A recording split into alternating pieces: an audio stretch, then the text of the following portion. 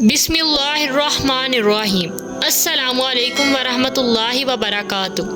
حضرت عمر فاروق رضی اللہ تعالیٰ عنہ سے مروی ہے کہ میں نے جناب رسول صلی اللہ علیہ وآلہ وسلم کو یہ فرماتے ہوئے سنا ہے، جو شخص کسی مجاہد کے سر پر سایہ کرے، اللہ تعالیٰ قیامت کے دن اس پہ سایہ کرے گا۔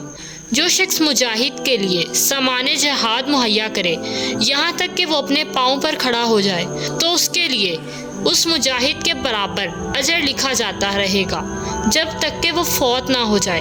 اور جو شخص اللہ کی رضا کے لیے مسجد تعمیر کرے جس میں اللہ کا ذکر کیا جائے تو اللہ جنت میں اس کا گھر تعمیر کر دے گا۔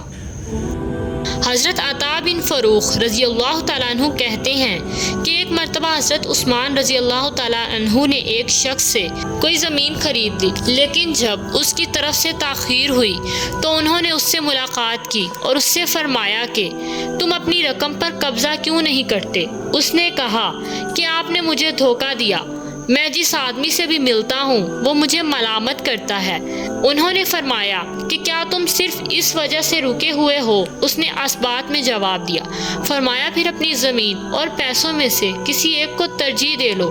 اگر تم اپنی زمین واپس لینا چاہتے ہو تو وہ لے لو، اور اگر پیسے لینا چاہتے ہو تو وہ لے لو، کیونکہ جناب رسول صلی اللہ علیہ وآلہ وسلم نے ارشاد فرمایا ہے، اللہ تعالیٰ اس شخص کو جنت میں ضرور داخل کرے گا جو نرم خو ہو، چاہے وہ خریدار ہو یا دکاندار، ادا کرنے والا ہو یا تقاضا کرنے والا۔